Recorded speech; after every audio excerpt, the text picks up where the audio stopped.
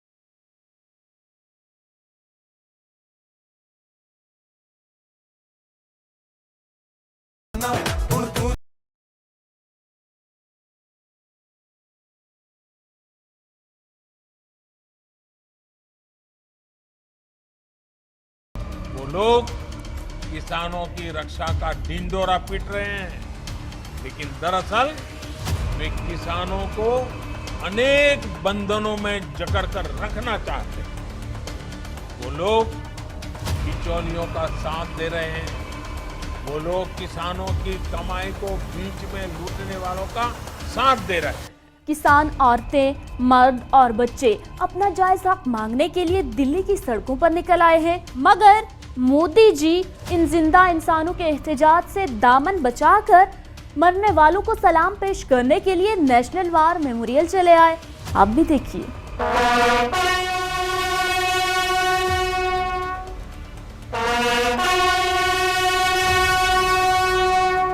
क्या ये वक्त सलामी देने का है? भारत की ये नारी मोदी जी का स्वागत किन अल्फाज में कर रही है, आप भी सुनिए। किसान भाइयों, मैं तो आप सबसे कह रही हूँ, किस मोदी से उम्मीद लगा रहे हो जो अपनी माँ का नहीं हुआ, जो अपनी पत्नी का नहीं हुआ, जिस पेट से जन्म लिया, जिस पेट में 9 महीना रहा, उस माँ को धोखा देकर जो भगोड़ा भाग गया था, उस मोदी से आप उम्मीद लगा रहे हो कि वो आपकी बात सुनेगा? वो किसानों का क्या होगा?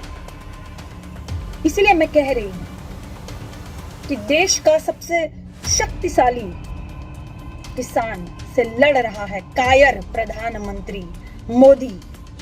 वो कायर, वो झूठे वादे करने वाला और सबको ठगने वाला प्रधानमंत्री मोदी सबको ठग रहा है। किसान की मांग तो पूरी ना हो सकी, मगर किसानों के एहतजाज ने तिरंगे के बजाय अपना झंडा लहराकर महाभारत का सारा मान तोड़ दिया। आप भी देखिए।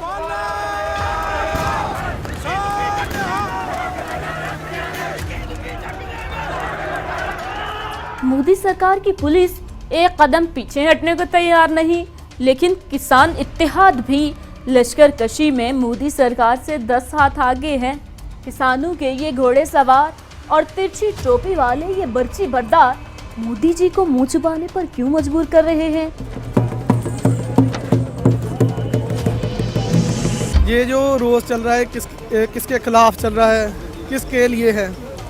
जो किसानों के साथ धक्का हो रहा है, किसानों के साथ नहीं सभी के साथ धक्का हो रहा है, इसके लिए प्रोटेस्ट के साथ आए हैं। अब किसानों की फौज में घोड़े सवार भी शामिल हो गए हैं।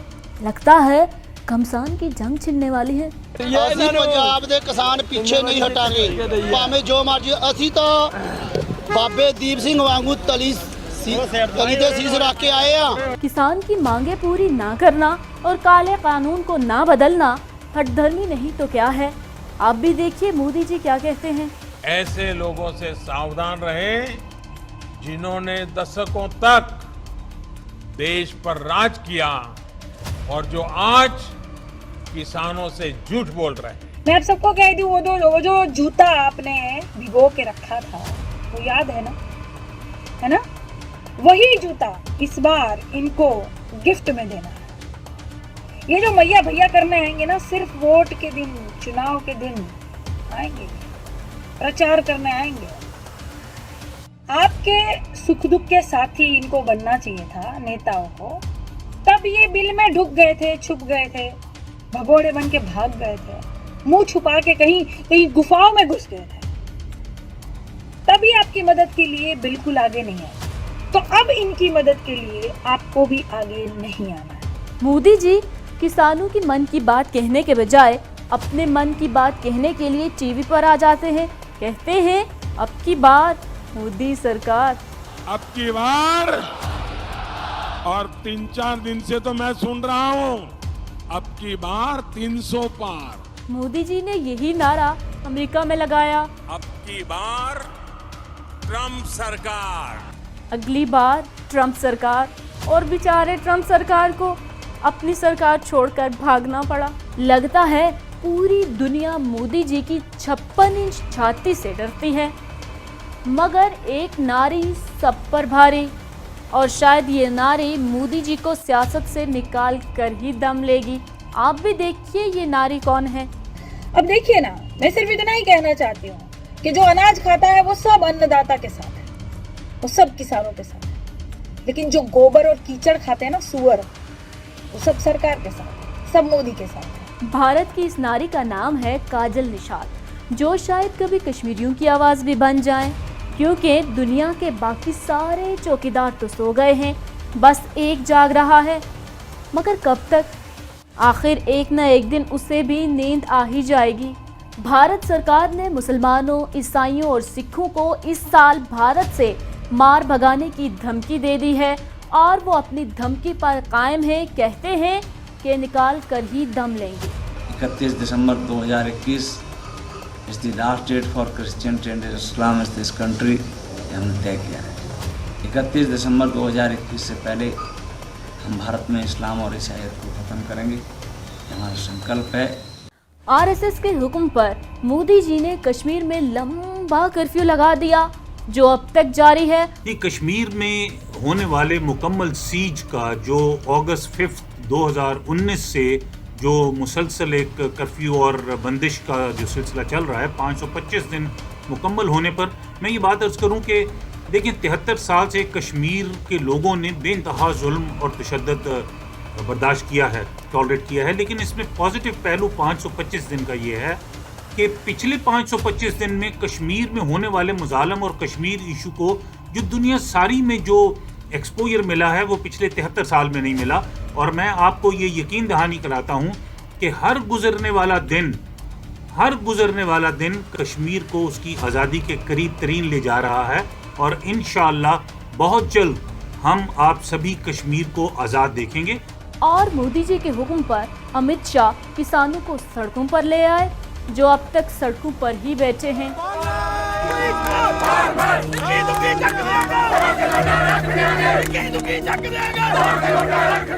ये मत भूलें कि बलूचिस्तान में हज़ारा कम्युनिटी के लोगों के साथ भारतीय सरकार के एजेंट खून की होली खेल रहे हैं। सुन तो सही जहां में है तेरा फसाना क्या, सुन तो सही जहां में है तेरा फसाना क्या।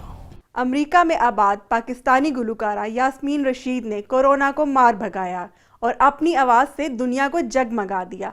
आप भी जाग जाएं, कोरोना भाग रहा है। खाक में कितने मिलाए हैं कि जी जानता है, जी जानता है दुख वो इश्क में पाए हैं।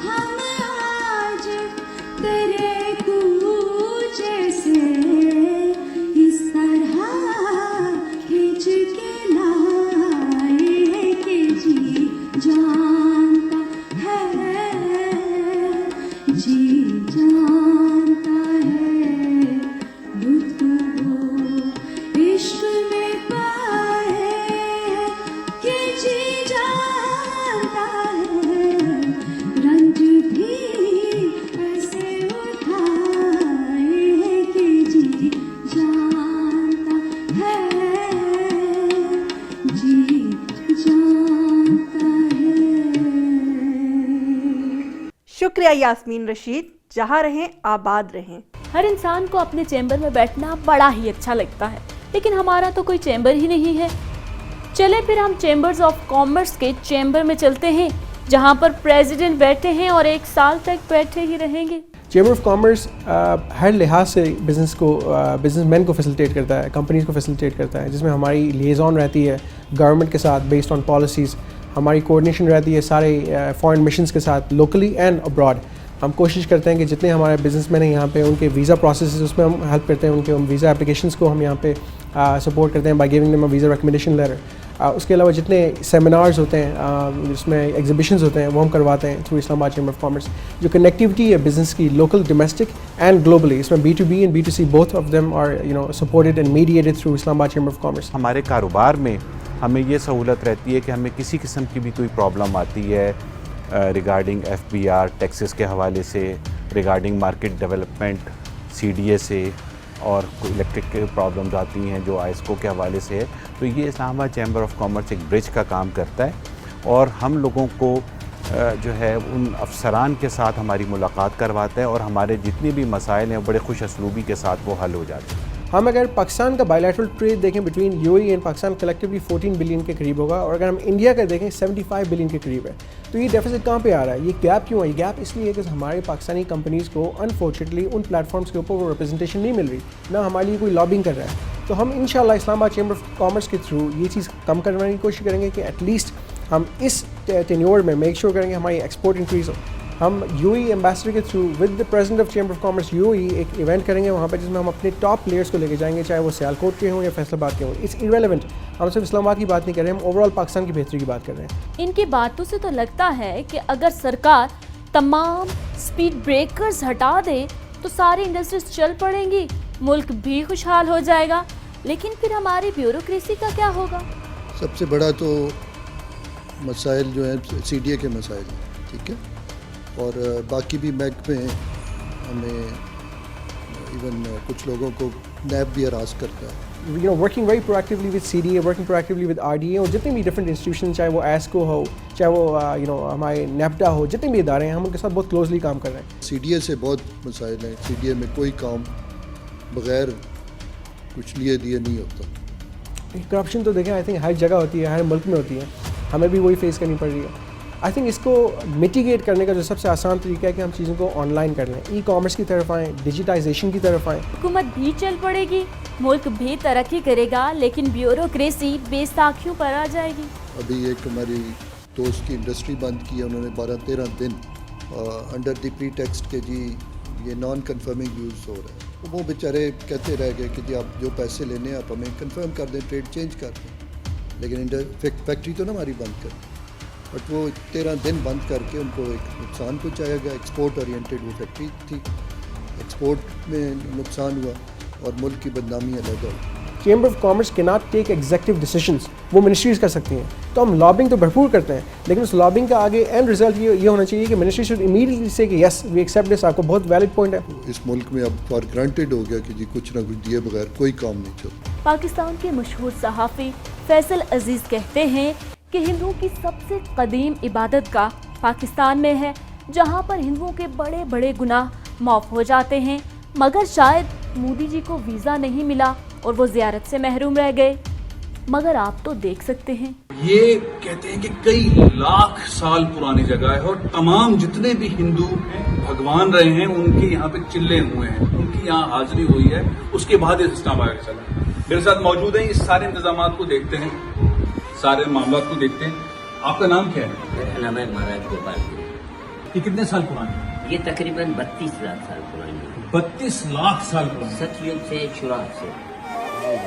इसका नाम है हिंगलाज माता। हिंदू बिरादरी उसको हिंगलाज माता कहती है और मुस्लिम बिरादरी जो है या बलोच बिरादरी है उसको नानी माँ बोलती है। नानी माँ, नानी माँ। और इसके साथ में जो छोटी मूर्ति जो है ये आप देख रहे हैं, ये है योगिनी माता की, जो बड़े में बड़ी योगिनी है उसकी है, इसके साथ रहती है योगिनी माता। योगिनी माता। अच्छा, ये जगह है, ये मंदिर ये कैसे बना? ये यहाँ पे क्या किसी ने बनाया नहीं? अच्छा, ये कुदरती बना है। कुदरती बना। हाँ, ये हुगोल बादशाह जो था ना इधर का, बड़ा जालिम बादशाह था। जैसे नमरूद, फिरौन, यजीद, रावण, महिषासुर, शराब, शराब के बाद कबाब, कबाब के बाद शबाब।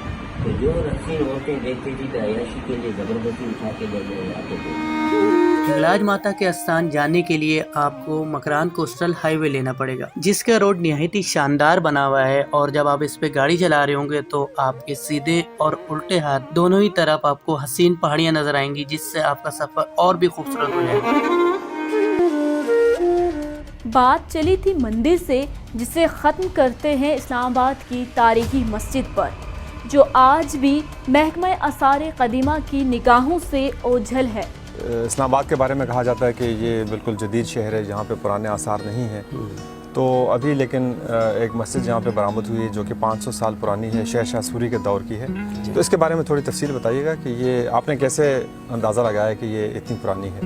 ये जो शेरशाह सूरी ने जब उसका दौर था तो उसने यहाँ पर ग्रैंड ट्रंक रोड जब बनाई तो साथ साथ सहरा सराय और उसके साथ मस्जिद ज़रूर बनाया करते थे। तो फिर जहाँ पर इन लोगों की फ़ौजें कैंप करती थी तो वहाँ पर भी ये लोग एक जाए नमाज और इस तरह से वहाँ पे कुआं बना के और मस्जिद का एहतमाम ज़रूर किया जाता था। ये यहाँ की सफाई और सुथराई के दौरान जब इन लोगों ने प्लान किया कि लैंडस्केपिंग की जाए इसकी, तो इस दौरान जंगल को साफ़ करने के दौरान ये इसका पता चला। अभी तक महकमा आसार कदीमा वो यहाँ पे नहीं पहुँचा और ये सारी खुदाई जो है ना ये CDA वाले कर रहे हैं। जी जी बिल्कुल। तो इससे क्या ये ख़तरा नहीं है कि वो कोई कीमती आसार जो है वो इसमें तबाह हो जाए? ये अलमिया है और ये बहुत अरसे पहले ये मंजर यहाँ पे आ चुकी है बात कि यहाँ से ये मस्जिद मिली है, तो उनको फ़ौरन रश करना चाहिए था और उनको अपनी निगरानी में ये काम कराना चाहिए था। अगर वो अभी भी नहीं आते, मैं क्या कहते हैं दरख्वास्त करता हूँ आपके तवज्जुह से महकमा आसार कदीमा वालों से और उनके मिनिस्टर और उसके अलावा मैं इमरान खान से भी दरख्वास्त करता हूँ कि वो आकर इसको देखें और फौरी तौर पर इसको बचा लें। बहुत खूबसूरत एक इस्लामाबाद के जो टूरिस्ट हैं और यहाँ के लोगों के लिए एक खूबसूरत एक असासा है। इमरान खान के एक सच्चे चाहने वाले ऐसे भी हैं जो गोरख धंधा में सच्ची सच्ची बातें कर रहे हैं। आप भी सुनिए। सर गोल्डस्मिथ का इंतकाल हो गया था तो लेडी एनाबेल ने खान साहब से बात करी, जमाइमा की जो वालदा थी, और उन्होंने कहा कि आप गोल्डस्मिथ फाउंडेशन के सीनियर ट्रस्टी बनिए, बिकॉज आपका इतना एक्सपीरियंस है शौकत खानम का और चैरिटीज का कि आप इस फाउंडेशन की जो हमारी है फाउंडेशन चैरिटी की, इसके भी आप ट्रस्टी बने और आपकी तनख्वाह 1 मिलियन पाउंड होगी साल की। आपके पास रोज रॉयस, अंग्रेज ड्राइवर, फर्स्ट क्लास का टिकट, एक्सपेंस अकाउंट, सारे क्रेडिट कार्ड, हर चीज होगी।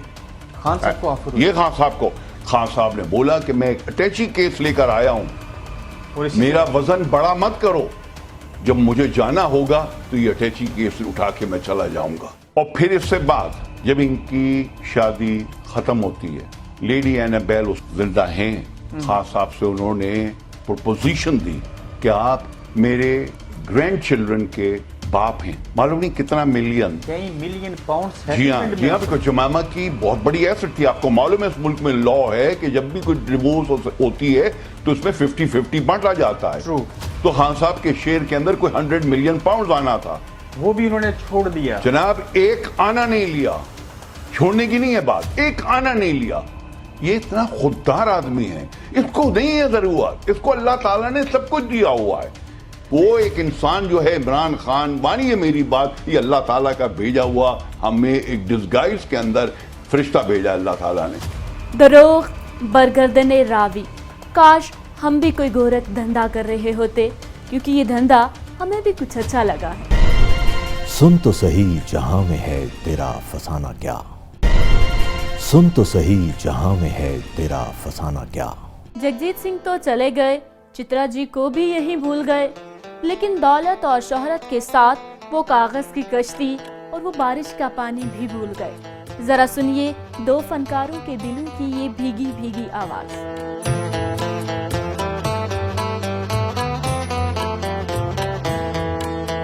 ये दौलत भी ले लो, ये शोहरत भी ले लो, भले छीन लो मुझसे मेरी जवानी, मगर मुझ मुझको लौटा दो बचपन का सावन, वो कागज की कश्ती, वो बारिश का पानी।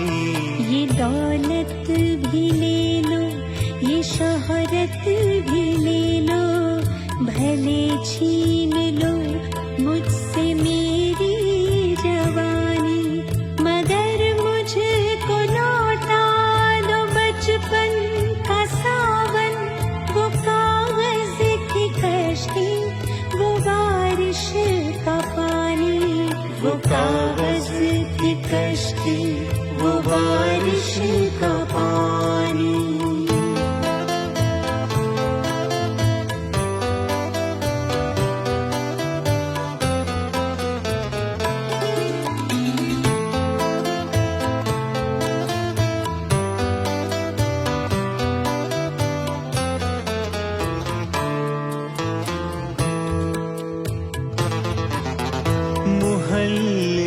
सबसे निशानी पुरानी, वो बुढ़िया जिसे बच्चे कहते थे नानी, वो नानी की बातों में परियों का डेरा, वो चेहरे की झुर्रियों में सदियों का फेरा, भुलाए नहीं भूल सकता है कोई, भुलाए नहीं भूल सकता है कोई, वो छोटी सी रातें, वो लंबी कहानी, वो कागज की कश्ती, वो बारिश का पानी, वो कागज की कश्ती, वो बारिश का पानी।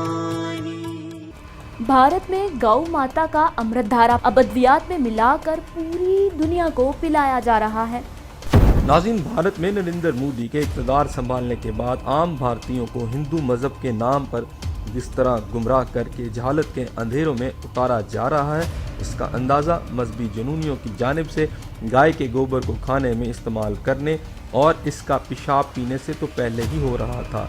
ताहम अब इन निजास्तों को कैंसर समेत कई बीमारियों के लिए इस्तेमाल की जाने वाली अद्वियात में शामिल करके अमेरिका और यूरोप समेत दुनिया के कई ममालिक को भिजवाए जाने का इंकशाफ भी हुआ है। जब पूरी दुनिया कोरोना वायरस की दवाई नहीं खोज पा रही, ये कह रहे गौमूत्र से ठीक हो जाएगा। मैं आपको यही बोल रही हूँ कि आप पूरी दुनिया में अपना मजाक उड़वा रहे हो इस तरह की बातें करके। अभी ये जो इन्होंने यहाँ रैली करी है, जो यहाँ पर ये चल रहा था, वहाँ पर लिटरली आपको पता है गौमूत्र पिलाया गया है, वहाँ लोग पी रहे हैं गौमूत्र, वहाँ गोबर खा रहे हैं। I mean, किस तरह क्या है, क्या बना दिया आपने इस देश को। आप तरक्की की तरफ, आप साइंस टेक्नोलॉजी की तरफ जाने की बजाय आप इस देश को एक्चुअली गोबर ही बना रहे हो। आप इस देश को गोबर के अंदर धकेलते जा रहे हो। हम पिछले 6 साल से सिर्फ और सिर्फ गोबर, गौमूत्र, इसके आगे और कुछ बात ही नहीं करते हैं। यही बातें चलती रहती हैं यहाँ पर। और इस तरह के लोग, मैं कभी सोच भी नहीं सकती थी कि इस तरह से एक्चुअली वो लोग बैठ के ये सब करेंगे कि वो गौमूत्र पिलाएंगे और वो गोबर खिलाएंगे लोगों को। भारत के एक मौक्कर रोजनामा हिंदुस्तान टाइम्स के मुताबिक union minister of state for health and family welfare Ashwini Choubey ने तस्लीम किया है कि गाय के गोबर और पेशाब को कैंसर समेत कई और बीमारियों की अद्वियात में शामिल किया जा रहा है।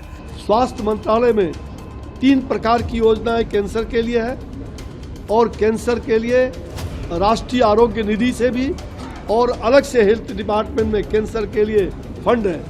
तो कैंसर का 3 प्रकार से हम कैंसर रोगियों को चिकित्सा कर रहे हैं। इस सरकार का बस चले तो हॉस्पिटल्स बंद करके गाय के तबेले ही खोलेंगे, वहाँ उसके नीचे बेड लगाएंगे, वहाँ गोबर भी खिलाएंगे और गौमूत्र भी पिलाएंगे।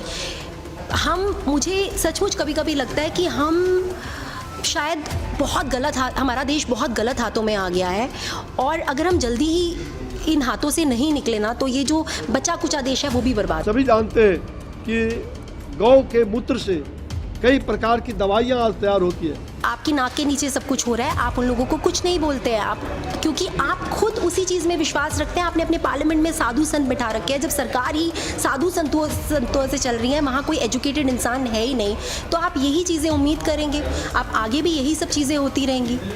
आप कोई भी ये सोच, अब मैं वही आपको बोल रही हूँ, हमारे बच्चे जब बड़े होंगे तो अब हम उन्हें ये नहीं कह पाएंगे कि आप डॉक्टर बनिए, हम उन्हें बोलेंगे आप गाय का भैंस का तबेला खोल लीजिए।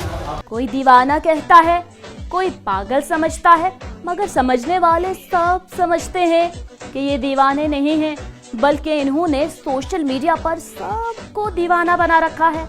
आप भी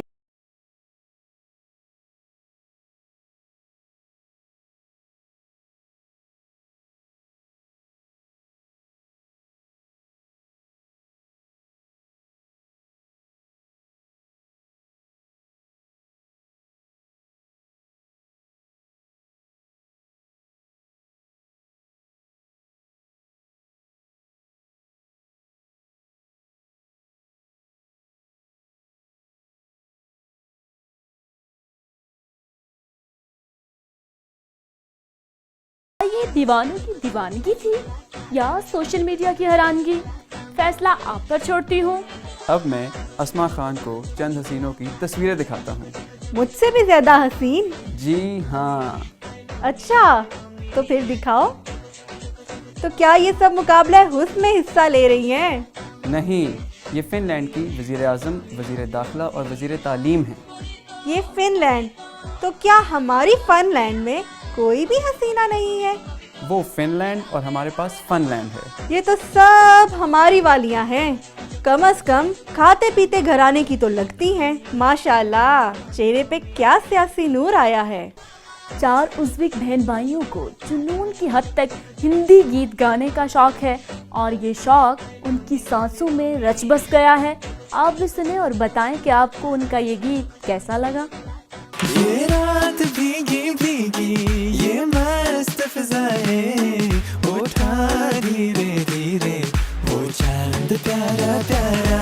ये रात भीगी भीगी, ये मस्त फिजाएं, उठा धीरे धीरे वो चांद प्यारा प्यारा।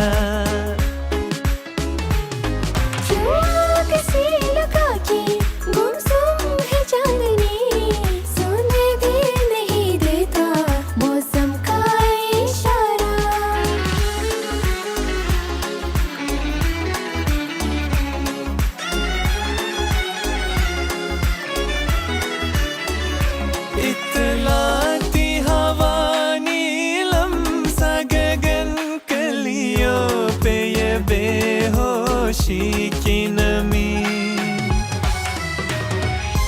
ऐसे में भी क्यों बेचैन है दिल, जीवन में न जाने क्या है कमी। क्यों किसी लगा के गुमसुम है चांदनी, सुने भी नहीं देता मौसम का इशारा। ये रात भीगी भीगी, ये मस्त फिजाएं, उठा धीरे धीरे वो चांद प्यारा प्यारा।